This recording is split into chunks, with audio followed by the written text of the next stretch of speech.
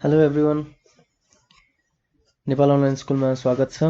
Good morning, good afternoon, good evening जो जति बेला हेरिराख्नु भएको छ हैन। आज हामी पढ्न जाँदैछौँ chapter 6 factor pricing. Factor pricing भने के? फ्याक्टर्स भनेर हामीले एउटा च्याप्टरमा के पढाएको थियौँ त? थ्योरी अफ प्रोडक्सन भन्ने च्याप्टरमा फ्याक्टर्स अफ प्रोडक्सन भनेर ल्यान्ड, लेबर, क्यापिटल र अर्गनाइजेसन भनेर पढाएको थियौँ हैन। ल्यान्ड, लेबर, क्यापिटल, अर्गनाइजेसनको प्राइसिङ कसरी गर्ने त? ल्यान्डलाई के अनुसार प्राइसिङ गर्ने, लेबरलाई के अनुसार प्राइसिङ गर्ने, क्यापिटललाई के अनुसार र अर्गनाइजेसनलाई के अनुसार है त। ल्यान्डले के पाउँछ? रेन्ट पाउँछ, लेबरले वेज पाउँछ, क्यापिटलले इन्ट्रेस्ट पाउँछ र अर्गनाइजेसनले प्रफिट पाउँछ है। अब त्यसकै हामीले चाहिँ के गर्दैछौँ त, यहाँमा स्टडी हेर्दैछौँ है त। पहिला यो थियोरिटिकल च्याप्टर भएर चाहिँ मैले पिडिएफ ट्याक्क डाउनलोड गरेर पढाएको होइन, नत्र यो यत्रो लेखिरहन चाहिँ एकदमै धेरै टाइम लाग्ने भएर यहीँबाट म त्यही पनि कन्सेप्ट सबै कन्सेप्चुअली क्लियर गरिदिन्छु है, बुझाइदिन्छु सबै कुरा। Various factors of production using process of production. के फ्याक्टर्स छ? Land, labour, capital, organisation. Land, labour, capital, organisation भनेको छ फ्याक्टर्स अफ प्रोडक्सन होइन। ल्यान्ड, लेबर, क्यापिटल, अर्गनाइजेसन यिनीहरूलाई के को फर्ममा तिरिन्छ त नि? ल्यान्डलाई रेन्ट तिरिन्छ, लेबरलाई वेज तिरिन्छ, क्यापिटललाई इन्ट्रेस्ट र अर्गनाइजेसनलाई प्रफिट, यसरी तिरिन्छ भनेर है। मतलब ल्यान्डले जुन पैसा पाउँछ नि, it means land receive price in the form of rent, लेबरले price in the form of wage. ल्यान्डले चाहिँ भाडा पाउँछ होइन, जमिनले। लेबर भनेको मजदुरहरूले मजदुरी ज्याला मजदुरी अनुसार ज्याला पाउँछ, पैसा पाउँछ। क्यापिटलले चाहिँ अब त्यही अनुसार उनीहरूले इन्ट्रेस्ट पाउँछ क्यापिटलमा, र अर्गनाइजेसनले आफ्नो इन्टरप्रेनरले चाहिँ काम गरे बापत उनीहरूले प्रफिट पाउँछ है। अब यसलाई कसरी चाहिँ डिटरमाइन गर्ने त नि भन्ने कुरा चाहिँ हामीले थ्योरी अफ फ्याक्टर प्राइसिङमा पढिन्छ है त। यो ल्यान्डको रेन्ट, लेबरको वेज, क्यापिटलको इन्ट्रेस्ट हुनुपर्ने, क्यापिटलको इन्ट्रेस्ट र अर्गनाइजेसनको प्रफिट चाहिँ कसरी थ्योरी अफ फ्याक्टर कसरी डिटरमाइन गर्ने भन्ने कुरा चाहिँ थ्योरी अफ फ्याक्टर प्राइसिङ पढिन्छ। सबभन्दा पहिला हामी पढौँ रेन्ट। रेन्ट कसले पाउँछ? ल्यान्डले। अगेन रेन्ट भनेको के हो त? Payment made to someone's belongings. कसैको सामान हामीले लिए बापत, युज गरे बापत त्यसलाई तिर्ने पैसा नै रेन्ट हो। फर इट्स युज गरे बापत, सच एज कम्प्युटरको नि हामीले रेन्ट। अब पहिला त साइबरमा गएर काम गरिन्थ्यो नि त, साइबरमा गएर यसो इमेल सिमेल चलाउनु पऱ्यो होइन, गेम खेल्ने यताउता हुन्थ्यो। तिनीहरूलाई अब हामीले जुन पैसा तिरिन्छ त्यो रेन्ट हो क्या। मेसिनको लागि तिरिन्छ, भेहिकल्स, ट्र्याक्टर, बिल्डिङको लागि हामीले रेन्टमा लियो भने त्यसलाई रेन्ट तिरिन्छ, ल्यान्डको लागि रेन्ट तिरिन्छ होइन। तर ट्रेडिसनल इकोनोमिक्सले के भन्छ त? Rent is defined as reward of land alone. Traditional पुरानो इकोनोमिक्स ल्यान्डलाई मात्रै जुन पैसा दिन्छ त्यो मात्रै रेन्ट हो भनेर भन्छ। हामीले त अहिले जे पनि रेन्टमा लिइन्छ नि त होइन, भाडामा के कुरा लिनु पाइन्छ लिनु पाइन्छ। In other words, rent is the price paid to the owner. ओनरलाई पैसा तिरेको for the use of productive power of soil.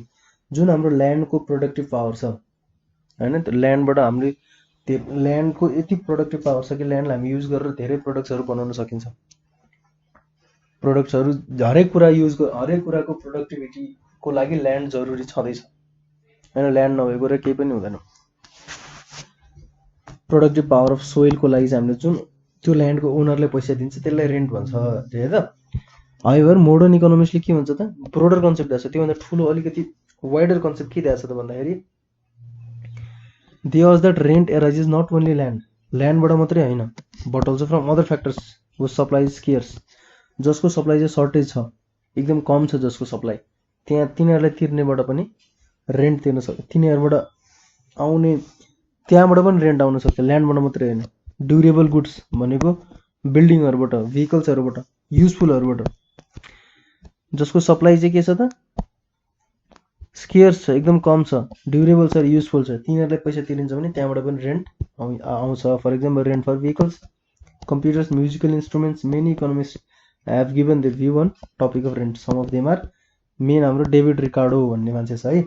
David Ricardo भन्ने मान्छे चाहिँ यसले एउटा थ्योरी दिएको छ, क्लासिकल थ्योरी अफ रेन्ट भनेर, कार्डियन थ्योरी अफ रेन्ट। यो भनेको डेभिड रिकार्डोले दिएको भएर रिकार्डियन थ्योरी अफ रेन्ट भएको है। यो डेभिड रिकार्डो भन्ने मान्छेले रेन्टको बारेमा आफ्नो बुक्सहरुमा पनि लेखेको छ यसले कुरा है। Cost theory of international trade propounder theory of rent हैन। यिनीहरूले अब अल्फ्रेड मार्शल भन्ने मान्छेले के भनेछ, income derive from the ownership of land. मैले कुनै ल्यान्ड ओन गर्छु र त्यो ल्यान्डको बापतबाट मैले कुनै इन्कम डिराइभ गर्छु भने त्यो नै मेरो रेन्ट हो भन्छ। And other free gifts of nature, उसले ल्यान्ड मात्रै होइन अरू नेचरको फ्री गिफ्ट्सहरूको जे पनि ओनरसिप युज गरेर बेचिन्छ नि त्यो पनि रेन्ट हो रे। पिए स्यामुएल्सन भनेको मान्छेले के भन्छ त, rent not only land, rent ल्यान्डबाट मात्रै होइन but also from the other factors that is fixing supply. यो भनेको यिनीहरू भनेको मोडर्न इकोनोमिस्टहरू हो क्या है। त्यही भएर यिनीहरूले चाहिँ के त रेन्ट ल्यान्डबाट मात्रै होइन सबै कुराबाट आउन सक्छ भन्छ। क्ल्यारिफाई अब लास्टमा गर्दाखेरि के भन्छ, rent is the reward for the use of different scarce and fix factors of production. कुनै पनि फिक्स फ्याक्टर्स अफ प्रोडक्सनको लागि, फिक्स फ्याक्टर्स अफ प्रोडक्सनको युजको लागि हामीले के पैसा तिर्छ भने त्यो रेन्ट हो रे है त। रेन्टको टाइप्सहरू के छ त, एउटा दुईवटा टाइप छ, कन्ट्र्याक्ट रेन्ट र इकोनोमिक रेन्ट। कन्ट्र्याक्ट रेन्ट भने जुन हामीले कन्ट्र्याक्ट गरिन्छ, यति तँलाई टोटल पैसा दिन्छु भनेर टोटल रेन्ट हो यो, टोटल हो है। Contract rent refers to the total amount of money paid by a tenant. Tenant भनेको भाडामा बस्ने मान्छे, टु द ल्यान्डलर्ड, ल्यान्डलर्ड भनेको घरधनी जग्गा धनी जो धनी मान्छे, due to the use of land भनेको contract rent total amount of money paid, जति हामीले टोटल पैसा दिन्छ नि टेनेन्टले ल्यान्डलर्डलाई होइन, घर धनीले घर भाडावाला बस्नेबाट जुन पैसा जति पैसा टोटलमा लिन्छ त्यो पैसा नै के हो त, कन्ट्र्याक्ट रेन्ट हो भने चाहिँ। कन्ट्र्याक्ट रेन्ट भनेको economic rent, interest in capital, service charge, depreciation, cost, profit. अब यो कन्ट्र्याक्ट रेन्ट भनेको किन यो सबै यो आएको भन्दाखेरि कन्ट्र्याक्टमा दिने, कन्ट्र्याक्ट रेन्ट भनेको टोटल रेन्ट होइन। टोटल रेन्टमा घर धनीले के इन्क्लुड गरे हुन्छ त्यसमा भन्न त यति रेन्ट दिए भन्छ, त्यसमा त्यो बिल्डिङको डेप्रिसिएसन हुन्छ हो कि होइन, त्यसले आफ्नो फाइदा राखेको हुन्छ, त्यसमा सर्भिसेसहरूको चार्जेस राखेको हुन्छ है। आफूले लगानी गरेको क्यापिटलको इन्ट्रेस्ट पनि त्यसमा लगानी टोटल जोडेर नै मलाई यति लियो भने पुग्छ मलाई रेन्ट भनेर तिनीहरूले यसरी रेन्ट लिइरहेको हुन्छ। तर जानी नजानी यसरी लिइरहेको हुन्छ तिनीहरूले है। त्यही भएर नै economic rent, interest on capital, service charge र प्रफिट र डिप्रिसिएसन कस्ट भन्छ। अब इन्ट्रेस्ट अन, अब इकोनोमिक रेन्ट भने के त, अर्को टाइपको रेन्ट भने इकोनोमिक रेन्ट भन्छ प्योर ल्यान्डको लागि मात्रै दिएको रेन्ट। ल्यान्डको प्रोडक्टिभ पावर जुन हुन्छ, ल्यान्डको उर्वर शक्ति जे पनि छ होइन, त्यसको लागि मात्रै जुन पैसा तिरिन्छ that is called economic rent है त। कन्ट्र्याक्ट रेन्ट अब डिमान्ड र सप्लाई के भन्छ, basis of negotiation and interaction between demand र फ्याक्टर्स एन्ड सप्लाई फ्याक्टर्स। यो रियल र प्र्याक्टिकल छ कन्ट्र्याक्ट रेन्ट भनेको। टोटल हामीले आजकल घरधनीहरूले भाडामा दिने भनेको यही कन्ट्र्याक्ट रेट अनुसारै दिने है। इकोनोमिक रेन्ट भनेको चाहिँ रियल कन्सेप्ट इकोनोमिक्समा मात्रै हो चाहिँ। Payment made for the use of land alone, ल्यान्डको लागि मात्रै दिनेलाई इकोनोमिक रेन्ट भन्छ है। प्योर रेन्ट भनिन्छ यसलाई।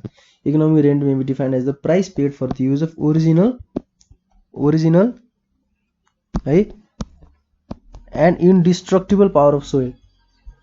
Original and indestructible power of soil हो। यो सोइलको, ल्यान्डको हाम्रो जुन मेन पावर छ नि, त्यो पावरको लागि हामीले त्यसको लागि मात्रै पैसा तिरिएको पैसालाई चाहिँ इकोनोमिक रेन्ट भनिन्छ है।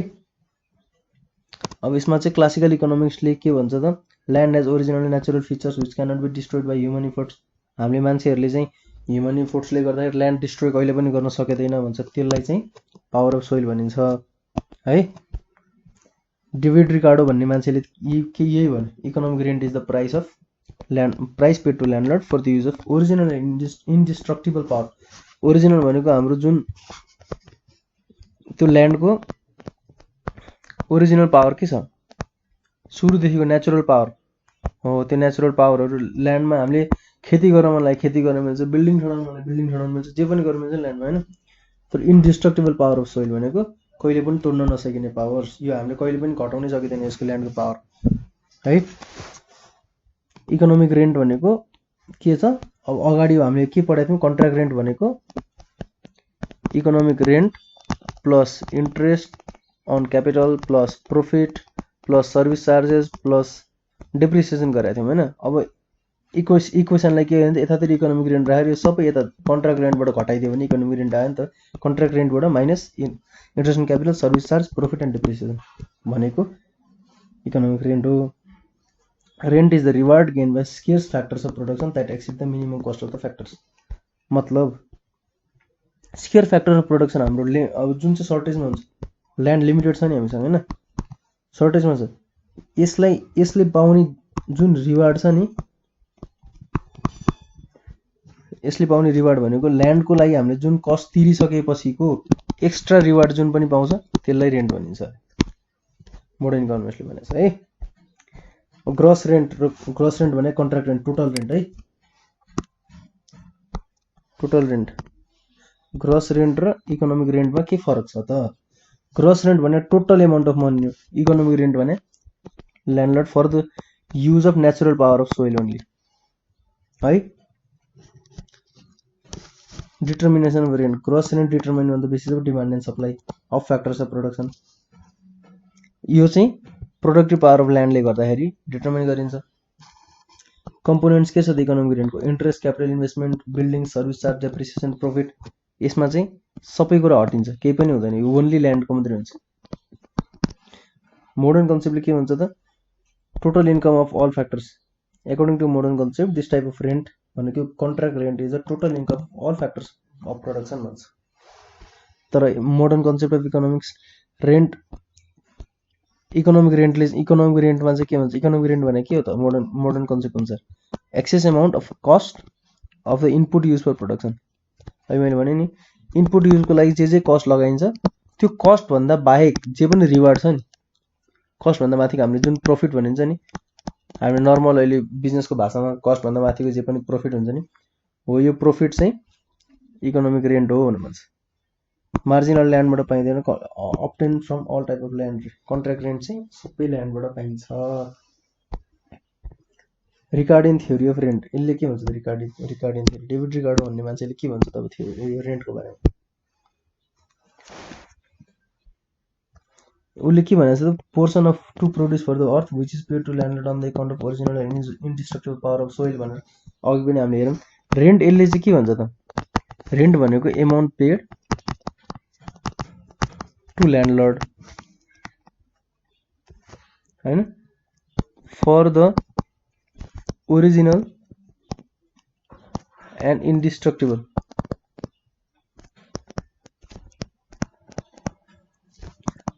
Power of soil. जुन चाहिँ ल्यान्डको पावरलाई मात्रै भनेर दिन्छ नि, इकोनोमिक रेन्ट यसले भन्न खोजेको। इकोनोमिक रेन्ट है हो, त्यो चाहिँ रेन्ट हो भनेर भन्छ। अब यसले चाहिँ के भन्छ त? एजम्सन के लिन्छ त यो डेभिड रिकार्डो भन्ने मान्छेले? फर्टिलिटीमा डिफ्रेन्स हुन्छ, किनकि डिफ्रेन्ट टाइप्स अफ ल्यान्डको डिफ्रेन्ट फर्टिलिटी हुन्छ क्या, सबैको फर्टिलिटी सेम हुन्छ भन्ने हुँदैन होइन। हाम्रै अब नेपालमै पनि हेर्दाखेरि तराई धेरै फर्टाइल ल्यान्ड छ होइन, तर हिमालयनतिर धेरै फर्टाइल छैन नि ल्यान्ड तराईको जतिको है। हिली रिजनमा ठिकठाक फर्टाइल छ। लोकेसन अनुसार फर्टिलिटी अनुसार ल्यान्ड डिफर गर्छ भन्छ।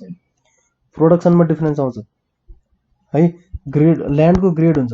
अब हिली रिजनमै पनि यो काठमाडौँ भक्तपुरको ल्यान्ड एकदम कस्तो हुन्छ त? मलिलो माटो हुन्छ नि यतातिरको होइन, यतातिरको प्रोडक्टिभिटी धेरै हाई हुन्छ। सुपरियर र इन्फेरियर ग्रेड अफ ल्यान्ड भने धेरै राम्रो ग्रेडिङ अनुसार हुन्छ अरे ल्यान्डको भने है। यसको एजम्सन यो चाहिँ प्रोडक्सन, त्यसले चाहिँ प्रोडक्सनमा डिफर गर्छ, किनकि जुन सुपरियर छ त्यसमा प्रोडक्टिभिटी राम्रो हुन्छ, इन्फेरियर ग्रेडमा प्रोडक्टिभिटी राम्रो हुँदैन। र यही difference in production is called rent भनेर भन्छ। पर्फेक्ट कम्पिटिसन मार्केट हुनुपर्छ are among the landlords and tenants भनेको जो पनि ल्यान्डलर्ड हुन पाउँछ, जो पनि टेनेन्ट हुन पाउँछ, केही रेस्ट्रिक्सन छैन त्यसमा। Law of diminishing returns, law of diminishing returns भनेको के त? हामीले ल अफ भेरिएबल प्रोपोर्सनमा पढ्यौँ होइन, के पढ्यौँ त? ल अफ डिमिनिसिङ रिटर्न्स भनेको जब यो चाहिँ प्रोडक्सन ल्यान्ड भन्यो त्यतिखेर नि मैले एग्रिकल्चरमा लाग्छ यो भनेको थिएँ, किनकि यसमा चाहिँ के हुन्छ त? प्रपर सुपरभिजन भइरहेको हुँदैन, ओल्ड टेक्नोलोजीहरू युज गरेर हुन्छ होइन।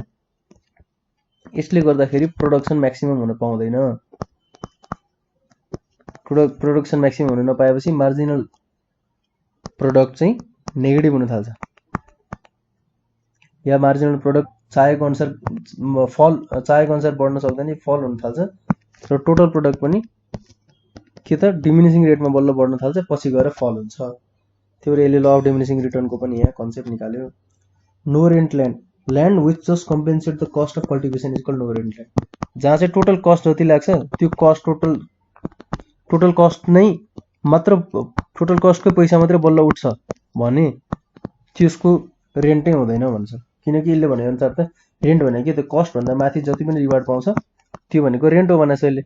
र कस्टलाई टोटल कस्टलाई बल्ल बल्ल कम्पेन्सेट गर्ने खालको पैसा उठ्यो भने त कल्टिभेसनको कस्टको बल्ल बल्ल पैसा उठ्यो भने चाहिँ त्योभन्दा बढी त फाइदै भएन भने चाहिँ नो रेन्ट नै हुँदैन। Knowledge of fertile land Ricardo assume हो यो। Assume that people know that which land is more fertile and which land is lace fertile. मान्छेहरूलाई चाहिँ यो थाहा हुन्छ भन्ने यसले एजम्सन गरेको छ कि कुन चाहिँ ल्यान्ड चाहिँ धेरै उर्वर शक्ति भएको राम्रो छ र कुन चाहिँ ल्यान्ड चाहिँ एकदम नराम्रो छ, फर्टाइल छैन त्यो ल्यान्ड भनेर थाहा पाउने चाहिँ यसले एजम्सन गरेको छ है। So people cultivate superior land first. Rent is not included in price. He says that rent does not enter into price, it's something extra. उसले भनेअनुसार चाहिँ रेन्ट भनेको छुट्टै हो रे, प्राइस भनेको छुट्टै हो होइन। प्राइस हामीले कभर गर्ने प्राइस जति त्यो कस्टमा आउँछ। रेन्ट भनेको त्योभन्दा एक्स्ट्रा हामीले जे कमाउँछ त्यो रेन्ट। ओरिजिनल इन्डस्ट्रियल क्वालिटिज भनेको ल्यान्डको rent arise due to original and indestructible power of soil. सोइलमा यस्तो पावर हुन्छ कि जुन ओरिजिनल सुरुमै अब पृथ्वीको पावरै त्यस्तै छ क्या, सुरुदेखि नै नेचुरली कसैले न त्यसलाई बनाएको न त्यसलाई डिस्ट्रोय गर्न सक्छ होइन। त्यही भएर यो चाहिँ यति चाहिँ यसको एजम्सन्स भयो। अब यसको चाहिँ दुईटा केसेस अनुसार यो एनालाइसिस गर्न सकिन्छ। एउटा एक्सटेन्सिभ कल्टिभेसन र एउटा इन्टेन्सिभ कल्टिभेसन भन्ने हुन्छ है। अर्को इन्टेन्सिभ कल्टिभेसन। एक्सटेन्सिभ कल्टिभेसन भनेको इन्टेन्सिभ भनेको एक्सटेन्सिभ भनेको चाहिँ कस्तो भन्दाखेरि ल्यान्ड छ होइन, अनि लेबर छ, ल्यान्ड र लेबर युज गरेर प्रोडक्सन भइरहेछ होइन। अब प्रोडक्सन बढाउने कसरी बढाउनु त, यो पनि चेन्ज नगर्ने यो पनि चेन्ज नगर्ने, यो कन्स्ट्यान्ट राखेर यसलाई बढाउँदै नबढाइकन प्रोडक्सन मात्रै बढाउने भनेको एक्सटेन्सिभ कल्टिभेसन के is that type of cultivation in which production is increase without increasing quantity of labour and capital. Sorry land होइन क्यापिटल होइन। All units of land are not of same grade, they differ in fertility and location. यो अघि एजम्सनमै त्यही छ। Application of same amount of labour capital and other of cooperating resource give rise to difference in productivity. यो हामीले यो labour क्यापिटलहरू use गर्दाखेरि ल्यान्डमा के हुन्छ त, कुनै फर्टाइल हुन्छ कुनै अनफर्टाइल ल्यान्ड हुन्छ, इनफर्टाइल होइन।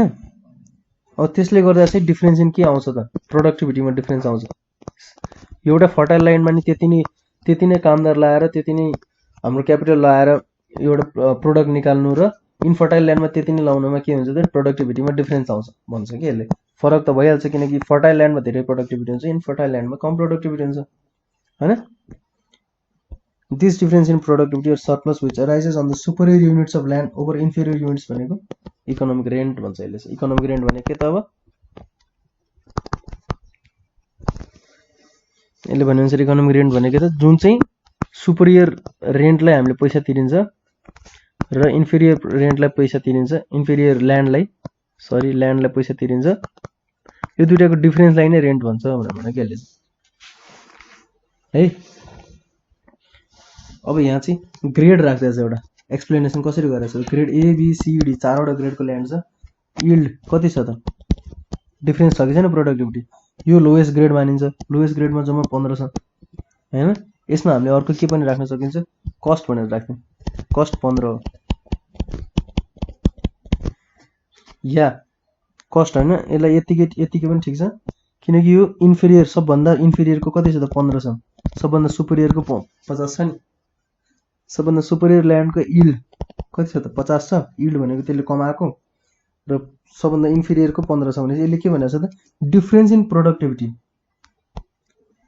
विच अराइजेस, डिफरेन्स इन प्रोडक्टिभिटीमा आएको डिफरेन्स 50 देखि योसम्म, which arises on the superior units of land over inferior units. Superior unit भनेको ए हो, डी भन्दा सी सुपरियर, सी भन्दा बी, बी भन्दा ए सबभन्दा सुपरियर। एबाट डी सम्मको डिफरेन्स जुन छ, डिफरेन्स इन प्रोडक्टिभिटी होइन, जुन यो डिफरेन्स छ नि, यो डिफरेन्सलाई नै के भन्छ त, रेन्ट भनेर, इकोनोमिक रेन्ट भनेको छ होइन रिकार्डोले। अब यसले यहाँ यो अनुसार के भयो त, हाम्रो सबभन्दा सुपरियर भनेको ए भयो, त्योपछि बी भयो, त्योपछि सी भयो, त्योपछि डी भयो।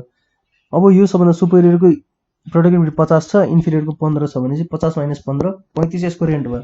35 माइनस 15 20, 20 माइनस 15 5, यो 15 माइनस 15 0 भनेपछि यो नो रेन्ट ल्यान्ड भयो है। In the above table there are land of 4 grades. यसमा अब बुझाउनु पर्ने के छ त, एबिसिडी ल्यान्ड छ भनेको छ, अनि हाइएस्ट फर्टिलिटी एमा छ, बीमा त्योभन्दा कम छ, सीमा त्योभन्दा कम छ, र डीमा सबभन्दा मिनिमम छ। A B C D are known as intra marginal land, where D is known as marginal land. Marginal land भनेको नो रेन्ट ल्यान्ड, सेम कुरा हो। Marginal land means no rent land, जहाँ चाहिँ रेन्ट नै आउँदैन है।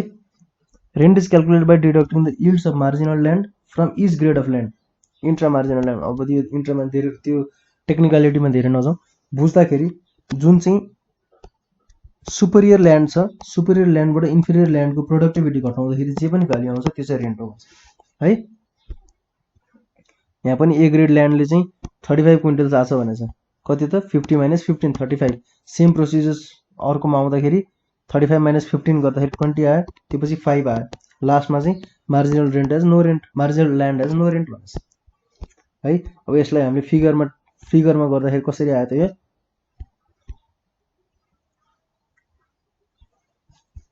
फिगरमा उसले यसरी सर बनाइदियो हैन। अब यही फिगर नै छ, अब यसमा फिगरमा किन जाने अर्को। पहिलो एबिसिडी ग्रेड छ हैन, ए बी सी डी। ए को टोटल प्रोडक्टिभिटी कता छ 50 छ, बी को 35 छ हैन, बी को 35 छ, यो 35, सी को 20 छ र डी को 15 छ हैन। अब रेन्ट भने के त, यसको रेन्ट कति आछ 35 आछ नि, 50 माइनस 15, 15 भने सबभन्दा इन्फेरियर हो किन, इन्फेरियर भनेपछि सुपेरियर माइनस इन्फेरियर गरेर छ। 50 माइनस 15, पहिलो 15 उसले छोडिदिन्छ, किनकि यो के हो त, कस्ट अफ प्रोडक्सन हो। कल्टिभेसनको कस्ट जुन भनेको थियो नि, कल्टिभेसन कस्टसम्म मात्रै पैसा आयो भने त्यो कस्ट नै हुन्छ, त्योभन्दा माथि आयो भने बल्ल रेन्ट हुन्छ हैन। अर नो रेन्ट ल्यान्ड हो यो 15 सम्म हैन। अब त्योभन्दा माथि 35, यसको लागि 35 रेन्ट भयो, यसको लागि 20 रेन्ट भयो, बी को लागि, सी को लागि 5 रेन्ट भयो हैन। अब यति 15 जहाँ पनि चारैवटा उसको लागि चाहिँ, चारैवटा ग्रेड अफ ल्यान्डको लागि 15 is the cost of cultivation. और डीमा चाहिँ के छ त, प्रॉफिट रेन्ट नै छैन भनेपछि cost of cultivation equals to, cost of cultivation D को लागि इक्वल्स टु के छ त, यील्ड अफ ल्यान्ड छ। यील्ड भनेको त्योबाट कमाएकै भनेको कस्ट, जब यो बराबर छ नि, यो भन्दा एक्सेस केही छैन, कस्ट भन्दा एक्सेस केही पनि छैन, so this is called no rent land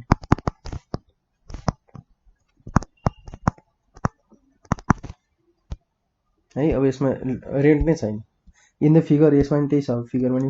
various grades of land in descending order of fertility are plotted on X axis Y axis. The cultivated land due to pressure of population and the rising demand of food is post to D grade. जुन चाहिँ cultivation के छ त, पपुलेसनले गर्दा र rising demand for फुडले गर्दाखेरि छ भने त्यो डी ग्रेडमा गएको छ, which is marginal land. Owner of A grade of land get surplus economic rent of 35 quintal of wheat, B को 20 क्विन्टल, सी ग्रेड को 5 क्विन्टल छ भने, which are shown by shaded region in the diagram भनेर यसरी फिगरको पनि description गरिदियो। अब intensive cultivation भनेको यो त हामीले एक्सटेन्सिभ कल्टिभेसन भनेको छ। एक्सटेन्सिभ कल्टिभेसन के त, प्रोडक्सन मात्रै बढाउने without increasing labour or capital, labour र क्यापिटल नबढाइकन एक्सटेन्सिभ। इन्टेन्सिभमा चाहिँ के छ त, जति बढी प्रोडक्सन चाहियो त्यति बढी हाम्रो क्यापिटल लेबर युज गर्ने के इन्टेन्सिभ भनेको छ है। Intensive cultivation that type of cultivation in which more quantities of capital and labour are use to produce more output भनेको। अब जति बढी मलाई प्रोडक्सन चाहियो, सपोज मलाई 100 युनिट प्रोड्युस मैले गरिरहेको थिएँ, 10 युनिट क्यापिटल र 10 युनिट लेबर लागिरहेको थियो मलाई हैन। अब मलाई 200 युनिट गर्नु पर्यो भने त्यसकै अनुसार, त्यसकै अनुपातमा चाहिँ मैले क्यापिटल र लेबर बढाउँछु भने that is called intensive cultivation है। The surplus or economic rent also arises to the land cultivated intensively. This occurs due to operation of the famous law of diminishing returns. Law of diminishing returns ले गर्दाखेरि यसमा पनि के हुन्छ त surplus र economic rent आउँछ भने है. When the land is cultivated intensively, application of additional doses of labor capital brings in less and less yield भनेको हामीले सुरुमा के law of variable proportion मा पनि के भनेको थियौं त जब भेरिएबल युनिट्सहरु हामी बढाउँदै जान्छौं नि अति बढाउन थालेपछि एउटा पोइन्टमा गएपछि त्यसले के गर्छ त फिक्स फ्याक्टर्स भन्दा बढी हुन थाल्छ भेरिएबल बढी हुन थालेपछि यसको अब के हुन्छ त अनयुटिलाइज भएर बसिरा हुन्छ भेरिएबल फ्याक्टर्स त्यसले गर्दा मेरो प्रोडक्सन कम हुन थाल्छ ल अफ डिमिनिशिङ रिटर्न भने यही हो हैन यसले गर्दा के भन्छ यहाँ पनि के छ त जब एडिशनल लेबर र क्यापिटल बढाउँदै गइन्छ नि तब त्यसले गर्दाखेरि यील्ड चाहिँ लेस हुँदै जान्छ रे पछि गएर भनेको के रे फाइनल्ली गएर के हुन्छ त प्रोडक्सन के कम हुँदै जान्छ नि यसमा टिपी के हुन्छ त लो हुँदै जान्छ नि एउटा पोइन्टमा गएपछि हैन त्यही भन्नु खोज्छ यील्ड लेस हुँदै जान्छ रे पछि र मार्जिनल प्रोडक्ट पनि के हुँदै जान्छ त पछि नेगेटिभ हुँदै जान्छ एउटा पोइन्टमा पुगेपछि त the dose which cost just equates of the value of marginal return is regarded marginal or no rent dose यसमा चाहिँ के हुन्छ त जहाँ चाहिँ मार्जिनल रिटर्नसँग बराबर छ मार्जिनल रिटर्नसँग एडिशनल लेबर र capital additional labour plus capital जति हामीले जति डोज क्यापिटल र लेबर हामीले बढाउँदै जान्छौं त्यो चाहिँ जब मार्जिनल रेन्टसँग बराबर हुन्छ भने मार्जिनल रिटर्नसँग बराबर छ भने त्यो पोइन्टलाई चाहिँ मार्जिनल रेन्ट हुन्छ यो मार्जिनल रिटर्न र एडिशनल कस्ट भने यसमा पनि त्यही त हो यो कस्ट हो यतापट्टि रिटर्न हो कस्ट र रिटर्न बराबर भएको केसमा अब यसमा प्रॉफिट भन्ने केही पनि छैन कस्टको जति नै बराबर हामीले जति कस्ट लाग्यो त्यति नै निकालेपछि त के भयो त यो अब के मतलब भयो त भएन नि यसमा पनि नो रेन्ट ल्यान्ड भन्छ यसलाई पनि no rent dose of labour and capital अब त्यो बढाएको केही पनि मतलबै भएन के हामीले ल अफ भेरिएबल प्रोपोर्सन पनि देखाएको थियौं एउटा पोइन्टमा पुगेपछि जति बढाउँदाखेरि पनि त्यसले के भयो त न टोटल प्रोडक्ट इन्क्रिज हुन हेल्प गर्छ मार्जिनल प्रोडक्ट पनि जेरो भइरहेको हुन्छ र त्यसले गर्दा एभरेज प्रोडक्ट पनि घट्न थालिरहेको हुन्छ हैन त्यस्तोलाई चाहिँ के हुन्छ नो रेन्ट डोज भन्छ यो नो रेन्ट डोज है for example application of first unit of labour एउटा युनिट अफ लेबर र क्यापिटल इन अ ल्यान्ड एउटा ल्यान्डमा एउटा युनिट अफ क्यापिटल र एउटा युनिट अफ लेबर युज गर्दाखेरि 25 क्विन्टल आइरहेको थियो व्हिट 25 क्विन्टल आइरहेको थियो भने second dose gives 15 quintal of wheat and with third it drops to 10 quintal. Farmer applies only 3 doses of labor and capital as the total outlay on the third dose equals its return. The rent when measured from the third or marginal dose is 15 quintal. भनेको third बाट के हुन्छ त 25 minus 10 15 on first dose and second मा कति 15 minus 10 5 quintal last मा त के हुन्छ त 10 minus 10 0 हुन्छ थर्ड डोज मा हैन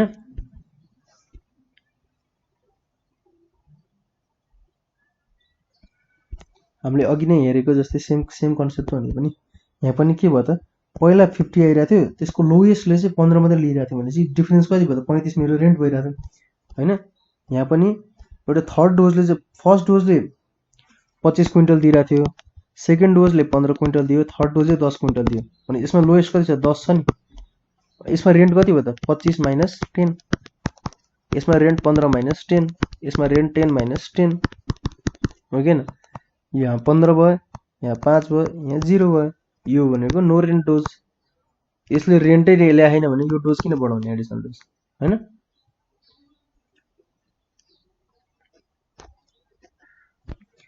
क्रिटिसिजम अफ रिकार्डियन थ्योरी अब क्रिटिसिजम के गर्ने त रिकार्डियन थ्योरीको सबै थ्योरीको क्रिटिसिजम हुन्छ हैन इन्डिस्ट्रक्टिबल पावर्स भने के छ त it is pointed out that there are no powers of soil which are indestructible continuous cultivation decrease fertility okay न कुनै पनि जमिनमा कन्टिन्युअस कल्टिभेसन गर्दै त्यहाँ अब मलहरु हाल्दाखेरि अरु के इन्सेक्टिसाइड्स पेस्टिसाइड्स के त्यो अब केमिकल मलहरु हाल्दाखेरि के हुन्छ त त्यसको फर्टिलिटी अवश्य घट्छ इन्डिस्ट्रक्टिबल पावर भन्ने हुँदैन त्यो एउटा क्रिटिसिजम छ अब यो जापानमा हिरोशिमामा जहाँ एटम बम पड्केको थियो नि यहाँ अहिलेसम्म अब त्यो 1945 मा एटम बम पड्केको अहिलेसम्म बल्ल बल्ल कल्टिभेसन सुरु हुन लाग्छ त्यो ठाउँमा है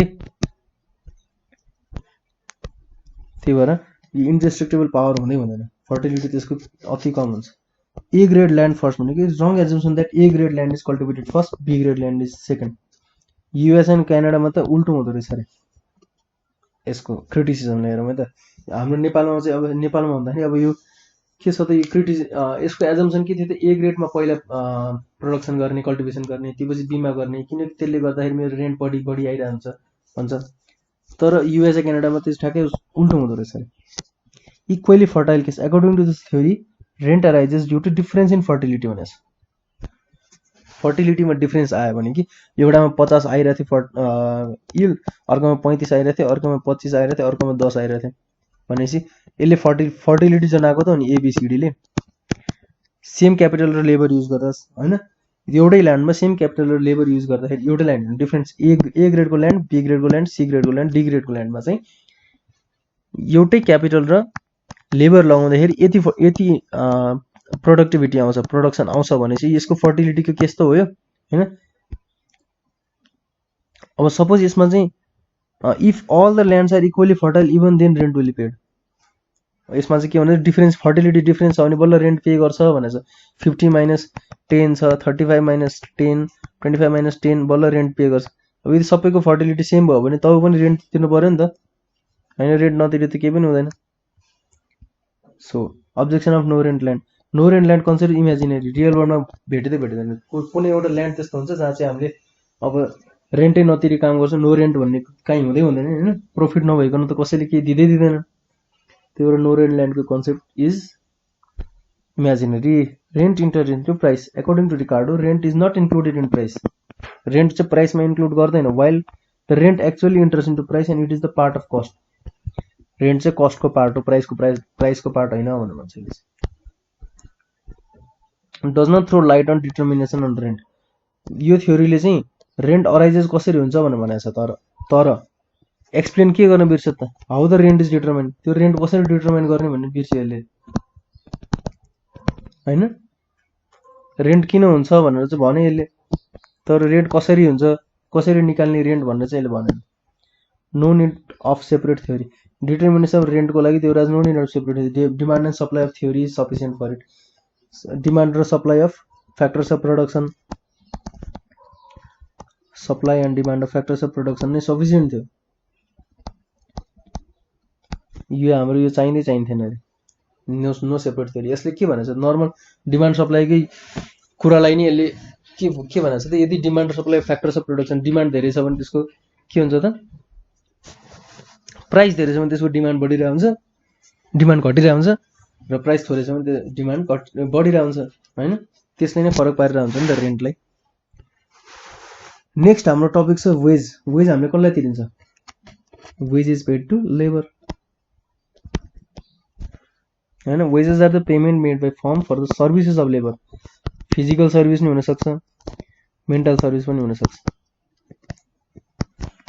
है। In other words wages are rewards of the service of labour. लेबरले जुन काम गर्छ नि त्यो सर्भिसको लागि उसले जुन पैसा पाउँछ उसले, त्यो चाहिँ वेज हो। अकर्डिङ टु ह्यान्सन भन्ने मान्छेले के भन्यो त, wage is the payment to a labourer for its assistant to production. प्रोडक्सनको लागि उसले जे पनि मद्दत गर्छ नि त्यसको लागि पैसा तिर्ने कुरा नै वेज हो भनेको छ है। when you talk about wage we generally mean money wages paid for the service of labor। Money पैसाकै कुरा गरिन्छ भन्छ। There are many theories regarding the determination of wage rate. Among them the most popular theories are subsistence theory of wage, wage fund theory of wage and marginal productivity theory of wage। यो तीनटा theory छ अरे भनेको छ है। हामी हेरौँ त के पढ्नु पर्दो रहेछ हामीले, सबसिस्टेन्स थ्योरी अफ वेज हामीले पढिन्छ है। सबसिस्टेन्स थ्योरी अफ वेज पढिन्छ, अनि त्यसपछि अर्को कुनै थ्योरी हामीले पढ्नुपर्छ, वेज फन्ड थ्योरी एउटा पढिन्छ।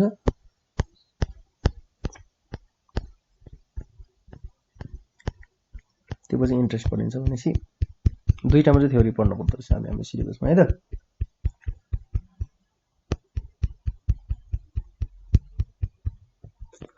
वेजेसको टाइप के हुन्छ त, एउटा money wage, nominal wage or real wage भनेको छ।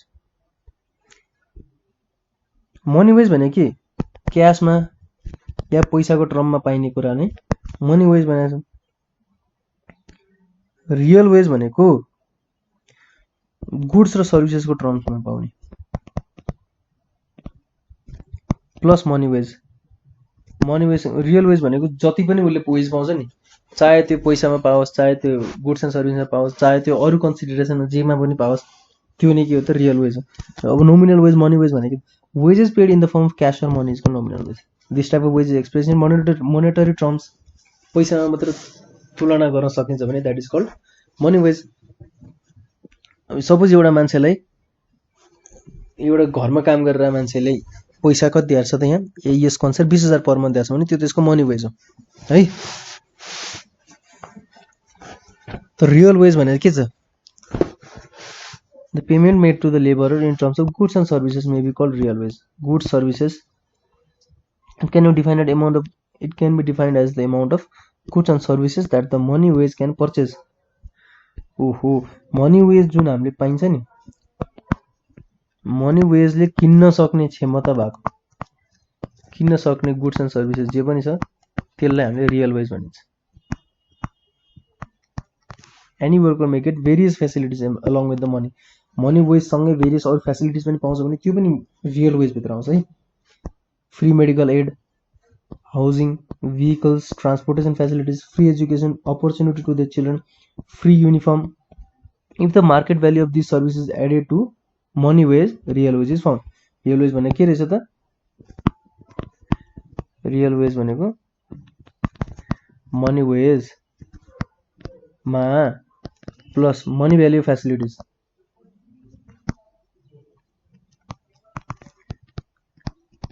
हामी जे पनि यो यिनीहरू सबै फेसिलिटिज हामीले जे पनि पाइन्छ नि मनी वेजमा यो सबै जोड्दियो भने के भयो?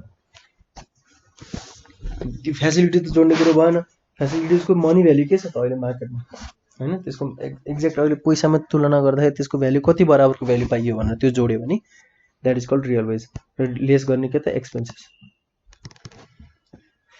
है त। Factors affecting real wage. Real वेजलाई के फ्याक्टर्सले एफेक्ट गर्छ त नि? पहिलो price level. Price level and real wage are inversely related भन्छ। As price level increases, real wage decreases due to decrease in purchasing power of money। भन्नुको अर्थ के भयो त? यदि कुनै पनि कुराको प्राइस बढ्यो हैन, एउटा गुड्स सपोज पहिला 100 रुपैयाँमा पाइन्थ्यो अब 150 मा पाइन्छ है। पहिला 100 रुपैयाँ पाउँदा यसको रियल वेज कति थियो सपोज? रियल वेज के भयो त? रियल वेज भनेको मनी वेजेसले किन्न सक्ने पैसा, गुड्स एन्ड सर्भिसेसको real value, money value of goods and services हैन। रियल वेज भनेको मनी भ्याल्यू, मनी वेज कति भयो त?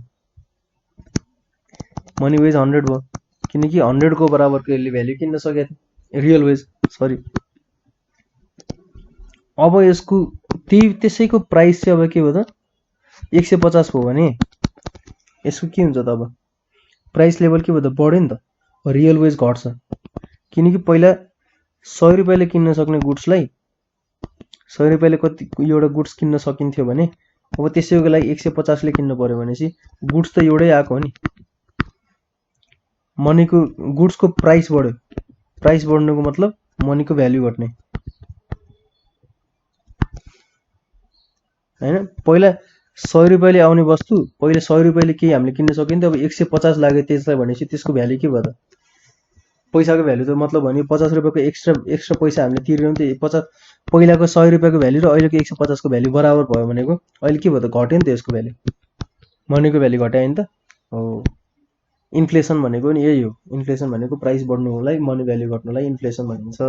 र रियल वेज पनि धेरै एफेक्टेड हुन्छ हाम्रो प्राइस लेभलले गर्दाखेरि है। Due to decrease in purchasing power of money, पैसाले किन्न सक्ने क्षमता के हुन्छ त? अब मसँग यही केसमा चाहिँ मसँग 1000 रुपैयाँ थियो भने पहिला 10 वटा गुड्स किन्न सक्थेँ भनेपछि अब मैले कतिवटा किन्न सक्छु त? 6.5 6 point समथिङ हैन। मैले अब पहिला अब अहिलेको हिसाबले 7 वटा किने भने के हुन्छ त? 10,050 जान्छ भनेपछि 7 वटा पनि मैले किन्न सक्दिनँ अहिले 1000 रुपैयाँले। भनेको मनीको भ्याल्यू के भयो त? पहिला 10 वटा गुड्सको भ्याल्यू थियो मसँग, अब 7 वटा मात्र छ भने मनीको भ्याल्यू घटेको नि। पर्चेजिङ पावर के भयो त? कम भयो नि त मनीको। पहिला पर्चेजिङ पावर मसँग कति थियो? 1000 रुपैयाँले मैले कति किन्न सक्थेँ? 10 वटा। अहिले 1000 रुपैयाँले 7 वटा पनि किन्न सक्दिनँ भनेको मेरो पैसाको पर्चेजिङ पावर कम भयो है त। Opportunity of extra earnings. Higher the opportunity of extra earning such as overtime tips bonus etcetera higher will the real wage भनेछ। रियल वेज भन्दा त सब रियल वेजमा सबै कुरा इन्क्लुड हुने भयो होइन, बोनस फेसिलिटिज जे पनि पाउँछ होइन। अब त्यही भएर रियल वेजलाई एफेक्ट गर्ने त के त, सपोज कसैले एक्स्ट्रा टाइम ओभर टाइम गरिरहेको छ भने त्यसलाई पनि पैसा तिर्नु पऱ्यो, त्यसको त्यो मनी वेज त त्यो रियल वेजमा भ्याल्यु आउँछ, मनी वेजमा आउँदैन। किनकि ओभर टाइम मनी वेजमा पनि मोनिटरी टर्ममा दियो भने मनी वेजमा आउँछ, तर मोनिटरी टर्ममा नदिकन के अरू टर्ममा दियो भने रियल वेज पनि आउँछ। वर्किङ इन्भाइरोमेन्टले नै इफेक्ट गर्छ रियल वेजलाई। फेभरेबल वर्किङ इन्भाइरोमेन्टले नेट क्लिन पिसफुल छ भने के हुन्छ त, रियल वेज बढ्छ होइन। तर फेभरेबल इन्भाइरोमेन्ट छैन भने के हुन्छ त, रियल वेज घट्छ। तर फेभरेबल इन्भाइरोमेन्टले के गर्छ, मोर सेटिस्फ्याक्सन दिन्छ, ह्याप्पिनेस दिन्छ, which is positive for the health of labour. Health is wealth होइन। वर्किङ इन्भाइरोमेन्ट राम्रो भयो भने रियल वेज मान्छेको राम्रो। यसलाई मोनिटरी टर्म्समा त हामीले निकाल्न सकिँदैन, मनी भ्यालुको टर्म्समा निकाल्न सकिन्छ, किनकि राम्रो हेल्दी भयो, मेन्टल्ली फिजिकल्ली हेल्दी भयो भने त्यसको एउटा एटलिस्ट मेडिकल बिल्सहरूको कस्टहरू त घट्छ नि त, हस्पिटल जानुपर्ने खर्चहरू होइन। Extra facilities various additional facilities such as educational allowance to children, insurance premium, medical facilities increase the real wage. अहिले पनि यहाँ पनि कुरा गऱ्यौँ नि, यो जे पनि फेसिलिटिजहरू छ यसले गर्दा रियल वेज बढिरहन्छ। Prospects of promotion and career, higher the prospects of promotion and career development more will the real wage भनेको जब प्रमोसन हुन्छ, करियर डेभलपमेन्टको चान्स छ भन्ने थाहा पायो भने मान्छेले अलिकति राम्रोसँग काम गर्न थाल्छन्, त्यसले के गर्छ त, तिनीहरूको रियल वेज पनि बढाइदिन्छ। Social status, the higher the social status of जब men's are higher real wage भनेको समाजमा चाहिँ त्यसको के छ त, इज्जत अलि धेरै छ त्यो जबको भनेपछि त्यसले के रियल वेज, त्यो मान्छेको एउटा सेटिस्फ्याक्सन बढिरहन्छ, म चाहिँ यतिको राम्रो काम गरेर आउँछु, त्यसले गर्दाखेरि डाइरेक्टली इन्डाइरेक्टली रियल वेज बढाइरहन्छ त्यसको। For example money wage of private bank officer and officer of general administration may have equal salary होइन। एउटा प्राइभेट ब्याङ्कमा काम गर्ने र एउटा लोकसेवाबाट पास भएर लोकसेवाको अधिकृतको सपोज स्यालेरी सेम होला होइन। अफिसको यो अधिकृत जेनरलको स्यालेरी सपोज 50,000 पर मन्थ होला सपोज है, 50,000 पर मन्थ। तर प्राइभेट ब्याङ्कमा जब गर्ने मान्छेको इज्जत यो लोकसेवा आयोगको जतिको हुन्छ त, किनकि त्यो त सरकारी अफिसर हो, सरकारी अफिसरको इज्जत हाई हुन्छ होइन। त्यसले गर्दा पनि उसको रियल वेज बढाइरहेको हुन्छ है। खास मनी भ्यालु त 50,000 मात्रै छ मोनिटरी टर्म्समा हेर्दाखेरि, तर यसको सोसल स्टेटस हाई हुन्छ गभर्मेन्ट अफिसरको होइन, पब्लिक एडमिनिस्ट्रेसन अफिसको। त्यही भएर यिनीहरूको के हुन्छ त, रियल वेज बढिरहेको हुन्छ। Real wage of officer working in general administration may be more due to high social status है। Timely payment is also significantly affects the real wage of labourer भनेको त्यसलाई टाइमली पेमेन्ट गर्न थाल्यो भने labour खुसी हुन्छ। टाइमली पेमेन्ट गरेन भने त्यसलाई के प्रब्लम हुन्छ त हेर, त्यहाँ डिस्कम्फर्ट हुन्छ, एक्सपेन्सेसहरू पुरै टाइमली अब उसले खर्च गर्नु पाउँदैन चाहिए बेला। अब स्कुल फीहरू त टाइमली पेमेन्ट गर्नै पर्छ, उसले आफ्नो पैसा ज्याला मजदुरी टाइममा पाएको छैन भने घरको खर्च कसरी चलाउने, बच्चा बच्चीलाई कसरी पढाउने, कतै लोन होला त्यसको ब्याजहरू कसरी तिर्ने, के गर्ने कताबाट होइन। त्यही भएर यिनीहरूलाई टाइमली पेमेन्ट पनि गर्नुपर्छ। टाइमली पेमेन्ट भयो भने रियल वेज बढिरहेको हुन्छ, टाइमली पेमेन्ट भएन भने तिनीहरू घटिरहेको हुन्छ। In case of borrowing to meet expenses interest may be paid होइन। It means untimely payment of wages may cause decrease in real wage. Timely payment गरेन भने रियल वेज उसको सेटिस्फ्याक्सन नै कम हुन थाल्छ, उसले अर्को जब खोज्न थाल्छ। त्यस्तो भयो। Nature of work, if the work is dirty, dangerous, injurious, temporary and with lack of safety. Temporary मान्छेले आजकल के खोजिरहन्छन्, पर्मानेन्ट खोजिरहन्छन्, जसरी हुन्छ अब एउटा स्टेबिलिटी खोजिरहन्छन् होइन, त्यो जब फेरि राख्न नपरोस्, यो डेन्जरस छ कि छैन हेर्छन्, सेफ्टी कतिको छ, इन्जुरियस छ कि छैन। यदि यो सब छ भने रियल वेज पनि कम हुन्छ। If the work is safe, comfortable, full of security and real wage will be higher. राम्रो जब छ भने त्यसले आफ्नै भित्र सेटिस्फ्याक्सन पाइरहेको छ, त्यसको रियालिटी हेर्ने हो भने रियल वेज पनि। अब मोनिटरी टर्म्समा हेर्दाखेरि त मनी वेज त यसमा धेरै हुन्छ, किनकि यो डेन्जरस छ, रिस्की छ भनेपछि यसमा मनी वेज धेरै हुन्छ होइन। यसमा मनी वेज अलिक कम होला, रिलेटिभली कम होला, तर काम गर्दा गर्दा यो मान्छे इन्जुरी भएर होइन, कोही मर्देला, कोही के भयो हातखुट्टा भाँचेला, त्यसको के भयो त, पछि जिन्दगी खराब भयो नि होइन। रियालिटीमा हेर्दाखेरि त अब यो अलि सेफर जति छ उसको एउटा गेनै हो नि त यो पनि, इन्जुरी नभएर जिन्दगीभर बाँच्नु नै एउटा ठुलो कुरा होइन। त्यही भएर यसले पनि रियल वेजलाई इफेक्ट गर्छ। अरे नोमिनल वेज र रियल वेजको फरक के छ त? मनी वेज मात्रै हो नोमिनल वेज भने। यो चाहिँ रियल वेज भनेको reward obtain by labour in terms of goods and service, गुड्समा पावर्स, सर्भिसमा पावर्स, प्रोडक्सन प्रोसेसमा गरेको आफूले प्रोडक्सनमा उसले जति पनि हेल्प गरेछ त्यसको लागि उसले जति जे पनि पाउँछ, पैसा मात्रै होइन जे पनि पाउँछ, गुड्स सर्भिसेस जे पनि पाउँछ त्यो चाहिँ रियल वेज हो। फर्म्स अफ एक्सप्रेसन मोनिटरी टर्म्समा एक्सप्रेस हुन्छ। यो चाहिँ money value of goods and सर्भिसमा हुन्छ, पर्चेसिङ पावर अफ मनीमा है। मनी भ्याल्यु भनेको purchasing power of money. Additional benefits के हुन्छ त? इन्क्लुड हुँदैन, एक्सक्लुड गर्छ। यसले इन्क्लुड गर्छ सबै additional benefits. Concept narrow concept हो, यो ब्रोडर कन्सेप्ट हो, किनकि मोनिटरी यसमा पैसा मात्रै हेर्छ, यसमा सबै कुरा हेर्छ। इन्डिकेसन अफ लिभिङ स्ट्यान्डर्ड, यसले लिभिङ स्ट्यान्डर्ड देखाउन सक्दैन किनकि पैसा मात्रै हुन्छ। यसले इन्डिकेट पनि गर्छ लिभिङ स्ट्यान्डर्ड।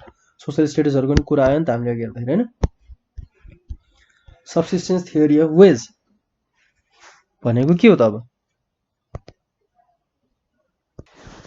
अब यो थियोरीले चाहिँ के भन्छ भन्दाखेरि wage rate in the long run is always at subsistence level हुन्छ। सब्सिस्टेन्स लेभल भनेको मिनिमम लेभल, बेसिक हाम्रो घाँस बाँस कपास पाउनको लागि जति वेज चाहिन्छ त्यो लेभलमा हुन्छ अरे सधैँ वेज भनेको हुन्छ। दिस रेट एज्युम द्याट, यसको म एउटा समरी भन्नु चाहिँ त्यो पछि सरल पढ्नु होइन। समरी के छ भन्दाखेरि मिनिमम वेज रेट भएन भने के हुन्छ त? बेसिक रेट भन्दा धेरै भयो, सपोज बढेर त्योभन्दा धेरै वेज रेट भयो भने के हुन्छ? अब मान्छेहरू सबै के गर्न आउँछ त? काम गर्न आउँछन् होइन। लेबरहरू धेरै हुन थाल्छ किनकि धेरै पैसा पाइरहेछ, लेबर पनि इन्क्रिज हुन्छ। लेबर इन्क्रिज भएपछि के छ? नर्मल्ली हाम्रो अब नर्मल कन्सेप्ट अफ इकोनोमिक्स हाम्रो पनि के छ? कुनै पनि कुराको सेलर धेरै भयो भने त्यसको प्राइस के हुन्छ? कम हुन्छ नि होइन। 2-3 ठाउँमा सेलरहरू धेरै सेलर छ भने त्यसको प्राइस अभियसली कम हुन्छ। नर्मल इकोनोमिक्समा पनि अब के हुन्छ त? हाम्रो सप्लाई धेरै, सेलर धेरै हुनु भनेको सप्लाई धेरै भएपछि प्राइस कम हुन्छ। हामीले पढ्न चाहिँ के पढाएको थियौँ त? प्राइस बढ्दाखेरि सप्लाई बढ्छ भन्ने थियो होइन। इकोनोमिक्सको हाम्रो सर्कल चाहिँ के हुन्छ त? प्राइस पहिला बढेपछि सप्लाई बढ्यो, सप्लाई बढेपछि के हुन्छ त? अब फेरि के हुन्छ त? धेरै सप्लाई भएपछि मान्छेको डिमान्ड कम भइरहेको हुन्छ, डिमान्ड कम हुँदा फेरि प्राइस घट्छ, थोरै प्राइसमा बेच्नु हुन्छ। प्राइस घटेपछि के हुन्छ? फेरि क्वान्टिटी डिमान्ड बढ्न आउँछ। क्वान्टिटी डिमान्ड बढेपछि फेरि तिनीहरूले के गर्छ त? डिमान्ड बढ्यो भने सप्लाई कम हुन्छ। अब सप्लाई बढाउनुलाई फेरि तिनीहरूले प्राइस बढाउँछ। डिमान्ड धेरै हुन थाल्ने बित्तिकै प्राइस बढाउँछ, प्राइस बढ्ने बित्तिकै फेरि सप्लाई बढ्छ। बुझ्यो यो कन्सेप्ट हो? यस्तै अब लेबर धेरै भएको भनेको सप्लाई अफ लेबर धेरै, सप्लाई धेरै हुने बित्तिकै अब के हुन्छ? प्राइस बढ्छ। प्राइस बढ्नु भनेको वेज रेट बढ्यो होइन। वेज रेट सप्लाई धेरै भएपछि प्राइस घट्यो होइन। प्राइस घट्नु भनेको अब वेज रेट पहिला जति थियो नि बेसिक रेट भन्दा धेरै थियो नि, अब यो फेरि झरेर केमा आउँछ त? मिनिमम रेटमा आउँछ। मिनिमम भनेको सब्सिस्टेन्स रेटमा आउँछ। मिनिमम भनेको सब्सिस्टेन्स लेभलमा आउँछ। तर यदि सब्सिस्टेन्स लेभलबाट घटेर फेरि अझ तल गयो भने के हुन्छ त? अब रेट प्राइस कम हुन थाल्यो भने चाहिँ के गर्छन् मान्छेहरूले? डिमान्ड बढ्न थाल्छ होइन। सब्सिस्टेन्स लेभल भन्दा घट्न थाल्यो भने मान्छे अब कामै गर्न आउँदैनन् के। सप्लाईको तर्फबाट हेरौँ, मान्छेहरू अब के त? नर्मल प्राइस भन्दा नि मैले नर्मल भन्दा नि कम रेट पाइरहेछु, कम ज्याला पाइरहेछु भने चाहिँ को मान्छे काम गर्न आउँछ? काम गर्न आउँदैन, मान्छेहरू कम हुन्छ। लेबरको सप्लाई कम हुन थाल्छ। लेबरको सप्लाई कम भएपछि के हुन्छ त? अब प्राइसमा के इफेक्ट पार्छ त्यसले? अब त्यहाँको सेलर सप्लाई प्राइस के हुन थाल्छ त? अब बढ्न थाल्छ किनकि मान्छेहरू कम छन् होइन। वेजेस लेबरहरू कम छन्, यिनीहरूलाई अलिकति धेरै प्राइस दिएर बरु राम्रोसँग काम गराउनु हुन थाल्छ, प्राइस बढ्न थाल्छ है। लेबरको सप्लाई कम हुनु भनेको सप्लाई कम हुन थालेपछि के हुन्छ त? स्क्यार्सिटी हुन्छ रिसोर्सेसको। रिसोर्सेसको स्क्यार्सिटी हुने बित्तिकै के हुन्छ त? स्क्यार्सिटी भनेको सर्टेज हो। सर्टेजमा जहिले पनि के त्यो सामानहरू के हुन्छ त? प्राइस बढ्छ हो किन? त्यो भएर लेबरको सर्टेज हुन थालेपछि लेबरको पनि प्राइस बढ्यो भने चाहिँ फेरि वेज रेट कहाँ पुग्छ त? मिनिमम भन्दा तल थियो, अब फेरि सब्सिस्टेन्स लेभलमा पुग्छ। त्यही भएर सब्सिस्टेन्स लेभलमा चाहिँ सधैँ वेज हुनुपर्छ भनेर थ्योरीले भने। मेन कुरा यति हो भन्दा है। अब जति यहाँ पढिन्छ त्यो सबै यही डिस्क्राइब गरेर आउँछ। This theory assume that wage rate must remain at subsistence level in the long run होइन। There may exist fluctuating situation of wages. मैले अघि भने जस्तै फ्लक्चुएसन तलमाथि भइरहेको हुनसक्छ फ्लक्चुएसन्स होइन, around the subsistence level of wage rate, but it is a short run phenomena. यो भनेको सर्ट रनमा लागि मात्रै हुन्छ अरे। The subsistent wage is the rate at which is just enough to maintain subsistent level of living. Basic घाँसबास कपास कमाउनको लागि घाँसबास कपासको लागि जति पनि रेट चाहिन्छ वेजेस रेट त्यति मात्रै हो सब्सिस्टेन्ट भने minimum level. According to this theory labourer must be paid wages only at subsistent level. यही लेभलमा मात्रै वेज तिर्नुपर्छ, त्योभन्दा बढी भयो भने के हुन्छ त यहाँ भनिहाल्यो। त्योभन्दा बढ्न थाल्यो भने लेबरहरू बढ्न थाल्छ, लेबरहरूको सप्लाई बढ्न थालेपछि प्राइस घट्छ, प्राइस घटेपछि फेरि मिनिममभन्दा मिनिमम र सब्सिस्टेन्स लेभलभन्दा कम जान थालेपछि फेरि के हुन्छ त लेबरहरू कम आउन थाल्छन्, लेबरहरूको सर्टेज हुने बित्तिकै त्यसको फेरि प्राइस बढ्न थाल्छ, प्राइस बढेपछि फेरि त्योभन्दा माथि फ्लक्चुएट भइरहन्छ। त्यही भएर if they are paid more than subsistence level living standard बढ्न थाल्छ। अनि म्यारी मोर वाइफ्स रे यो चाहिँ अर्को पपुलेसनको तर्फबाट हेरिरहेछ है, यो पपुलेसनको थ्योरीसँग रिलेट गर्न खोजिरहेछ। लिभिङ स्ट्यान्डर्ड अब प्राइस मिनिमम भन्दा बढी तिर्न थालेपछि तिनीहरूको के हुन्छ त एउटा होइन एउटा सोक हुन्छ, रवाबमा बस्न थाल्छन् मान्छेहरू, अलिकति हाई क्लास मेन्टेन गर्न थाल्छन्। त्यसपछि तिनीहरूलाई के हुन्छ लिभिङ स्ट्यान्डर्ड बढ्न थालेपछि तिनीहरूले अब अलिकति बिहा गर्न त्यो केटीतिर तिनीहरूतिर वाइफ्सहरू बिहा गर्नतिर तिनीहरू लागि पर्न थाल्छन्।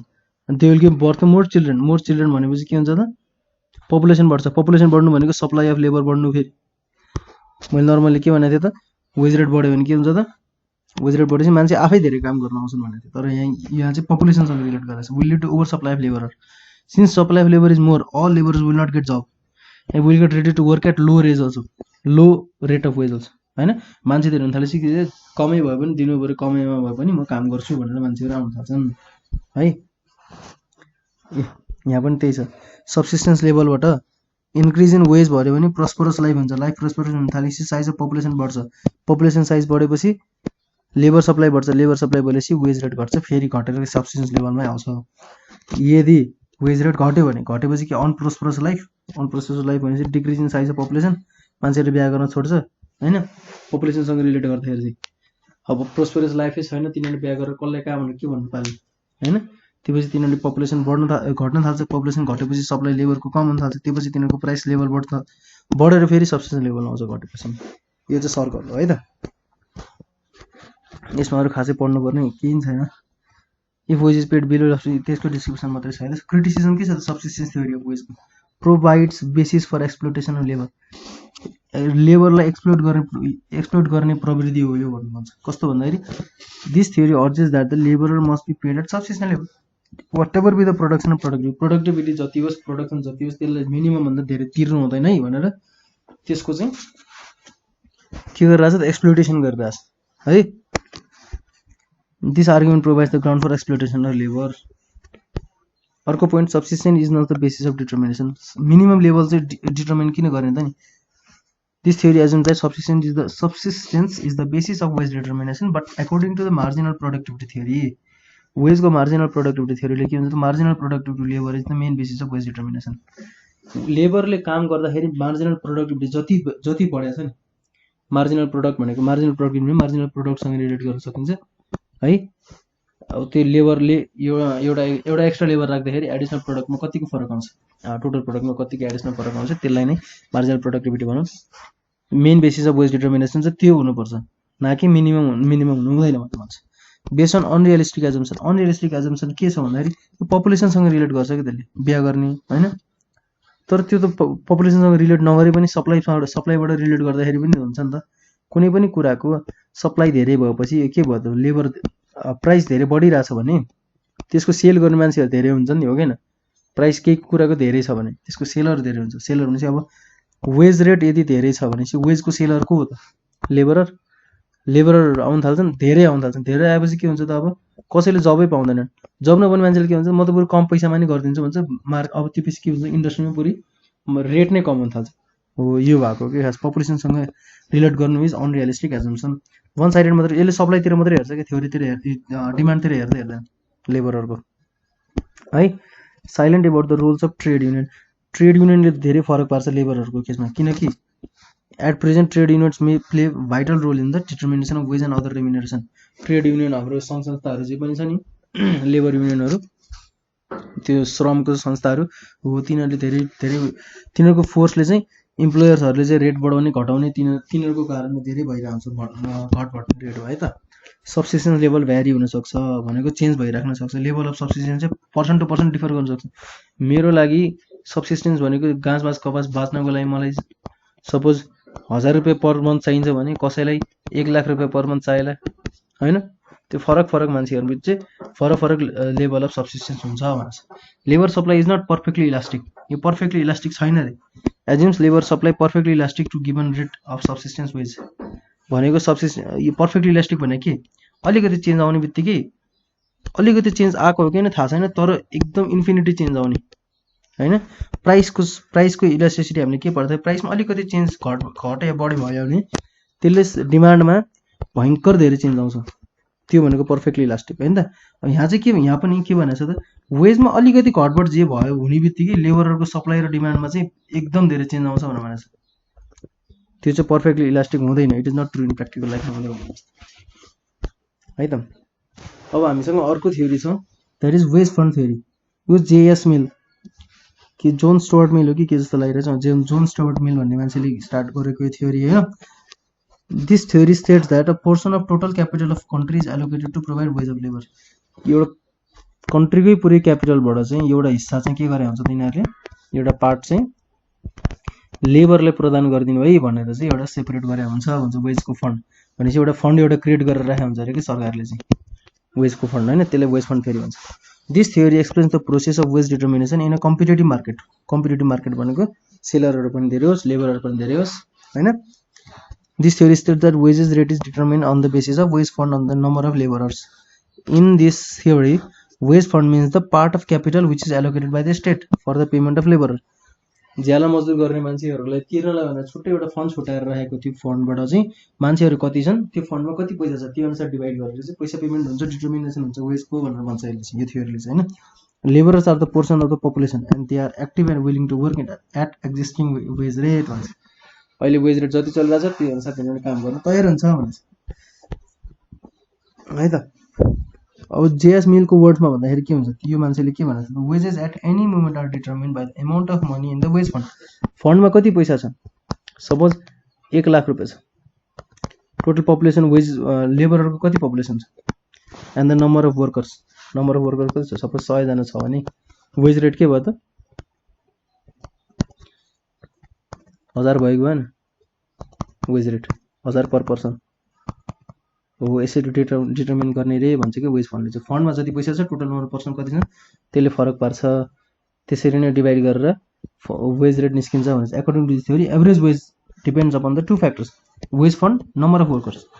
वेज फन्डलाई नम्बर अफ वर्कर्सले डिभाइड गर्दा एभरेज वेज आयो, यो त नर्मल कुरा भइहाल्यो होइन।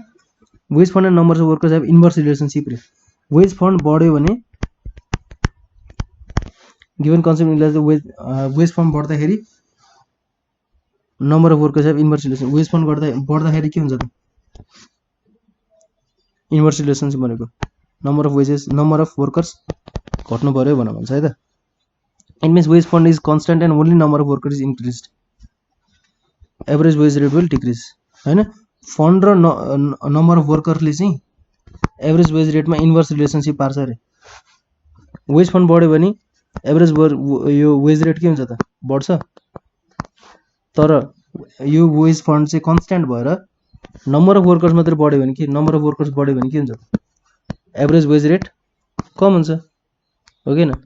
यो त नर्मल म्याथमेटिक्सको जस्तो डिनोमिनेटर बढ्यो भने यो भ्याल्यु के हुन्छ त कम हुन्छ, यो न्युमेरेटर बढ्यो भने भ्याल्यु धेरै हुन्छ। If the fund remains constant when number of workers decrease average wage rate will increase होइन त। नम्बर अफ वर्कर्स यसको इन्भर्स रिलेसनसिप भएको भएन। This theory shows the positive relationship between wage fund and the number of workers in the country, but average wage rate and the wage fund are positive related. Wage fund and average wage rate भनौँ है त्यसलाई wage fund and number of workers होइन, wage fund and average wage रेटसँग inverse relationship हुन्छ। के अरे wage fund होइन sorry, यो चाहिँ हो एभरेज वेज रेट र नम्बर अफ वर्कर्सको चाहिँ इन्भर्स रिलेसनसिप हुन्छ। पोजिटिभ रिलेसनसिप चाहिँ कस्तो हुन्छ, wage fund and average wage रेटको चाहिँ पोजिटिभ रिलेसनसिप हुन्छ है त। सपोज नेसनको वेज फन्ड चाहिँ 1 करोड छ and the number of workers 400 छ, 1 करोड बाई 400 भनेपछि 25,000 वेज रेट आयो average. If the number of workers 800 भनेर बढ्यो, यो बढेपछि के हुन्छ त डिनोमिनेटर बढ्यो नि, अब एभरेज रेट कम हुनु पर्यो भनेपछि wage rate number of workers चाहिँ डबलले बढाएको छ, यहाँ 2 टाइम्सले बढाएको छ भनेपछि यो एभरेज वेज रेट चाहिँ हाफ हुनु पर्यो हैन। ए 25,000 बाट 12,500 भएको छ, किनकि 1 करोड डिभाइड बाई 800 12,500। सेम एक्जाम्पलमा वेज रेट चाहिँ इन्क्रिज 400 देखि 800 भयो, एभरेज वेज रेट इज यति यति भयो। यो ठाउँमा चाहिँ अब के त पर्सन चाहिँ 400 को 400 भएर 1 करोड ठाउँमा 2 करोड भयो भने के हुन्छ त? यो 25,000 को ठ्याक्क डबल हुन्छ कि 50,000 हुन्छ वेज एभरेज वेज रेट। त्यति भन्नु खोजेको केही छैन। क्रिटिसिजम के छ त यो फन्डको? Wage fund theory is criticize on the basis of wrong assumption. के रङ एजम्सन ल्याएर छ त? यो एउटा के रङ एजम्सन भने सरकारले फन्ड एउटा एक्युमुलेट गरेर राखिरहेको हुन्छ, जम्मा गरेर राखिरहेको हुन्छ, त्यहाँबाट पैसा तिर्छ भन्ने चाहिँ एउटा रङ एजम्सन हो कि। Based upon the assumption of wages are paid from the past funds and accumulated capital in the view of critics wages paid from the current productions rather than past accumulation capital. सरकारले चाहिँ के भन्छ, अब यो चाहिँ पहिलाको प्रफिटहरूलाई जोडेर बनाएको एउटा फन्डले चाहिँ होइन, करेन्टली जे प्रोडक्सन भइरहेछ त्यही प्रोडक्सनबाटै पैसा तिर्छ भनेर भन्छ कि क्रिटिसाइज गर्ने मान्छेहरूले चाहिँ है। Concept of uniform wage rate is wrong. सबै मान्छेको प्रोडक्टिभिटी अनुसार वेज रेट हुनु पर्यो नि त हैन। मान्छे काम गर्ने राम्रोसँग काम गरेर प्रोडक्टिभ मान्छेहरूको पनि वेज रेट त्यति नै, नन प्रोडक्टिभ मान्छेहरूको पनि वेज रेट त्यति नै भयो भने त यो त मतलबै भएन नि हैन। वान साइडेड थ्योरी हो। Theory is based on demand side of labour. यसमा चाहिँ डिमान्डसँग रिलेटेड छ कि। फेरि अघि हाम्रो सब्सिस्टेन्स थ्योरीले के भन्छ, त्यो चाहिँ सप्लाईसँग रिलेटेड गरेर थियो, यो चाहिँ डिमान्डसँग मात्रै हुन्छ। वेजेस कमाउँछ कसले? लेबरले। लेबरको डिमान्ड के छ त्यही अनुसार मात्रै फरक छ। स्ट्याटिक थ्योरी भनेको चेन्ज नहुने है। Static in the sense it doesn't address the change in wage rate. यो चेन्ज नहुने खालको बिजनेस साइकलमा चेन्ज भइराख्नुपर्छ, किनकि रिसेसनको पिरियड आउला, प्रोस्पेरिटीको पिरियड आउला, राम्रो, किनकि इकोनोमी त सधैँ चलिरहेको हुन्छ नि यसरी। कहिले बुमिङ पिरियड हुन्छ, हाई हुन्छ, कहिले रिसेसन हुन्छ हैन, कहिले प्रोस्पेरिटी यहाँ एकदम राम्रो ठाउँमा आइरहेको हुन्छ इकोनोमी, त कहिले तल कहिले माथि गइरहेको हुन्छ। कोरोनाले गर्दा कति इकोनोमी सबै तल गइरहेको छ रिसेसनमा हैन। हो त्यही भएर त्यो कन्डिसनमा वेज रेटहरू स्ट्याटिक होइन डाइनामिक हुनुपर्छ भन्छ। स्ट्याटिक भनेको त्यही के अरे अचल रहने है, त्यो डाइनामिक भनेको चेन्ज भइराख्नुपर्छ, एडाप्टेबल हुनुपर्छ। Fails to explain the wage fund determination process. This theory state that wage fund is manage by separating the certain portion of national income. National इन्कमको सर्टेन पोर्सन निकालेर चाहिँ वेज फन्ड बनाउने भन्छ, but does not explain what basis the wage fund is separated. National इन्कमबाट चाहिँ कुन बेसिसमा चाहिँ अब निकाल्ने त नि, त्यो कति चाहिँ पैसा निकाल्ने हो लेबरहरूलाई वेज दिनलाई भनेर कुन बेसिसमा डिटर्मिन गर्ने त नि भनेर भनेको छैन कि यसले चाहिँ है। Units of labour are not homogeneous. Labourer सबै होमोजिनियस भनेको यो पनि प्रोडक्टिभिटीसँगै आउँछ। कुनै धेरै प्रोडक्टिभ हुन्छ, कसैसँग धेरै स्किल हुन्छ, नलेज हुन्छ, स्ट्रेन्थ हुन्छ, एजुकेसन हुन्छ, सेम हुँदै हुँदैन प्र्याक्टिकल्ली है। Ignores the role of trade union. Trade union अघि भने जस्तै यसमा पनि ट्रेड युनियनले वेज रेट डिटर्मिन गर्नमा मजदुर सङ्घ संस्थाहरूले के तिनीहरूको धेरै नै ठुलो हात हुन्छ। तिनीहरूले भनेको अनुसार रेटहरू तोकिन्छ है, तलमाथि घटबड भइरहेको हुन्छ। अब हाम्रो नेक्स्ट टपिक रहेको छ इन्ट्रेस्ट। इन्ट्रेस्ट र प्रफिट चाहिँ नेक्स्ट भिडियोमा गरौँ है त ल। आजलाई यति नै ल।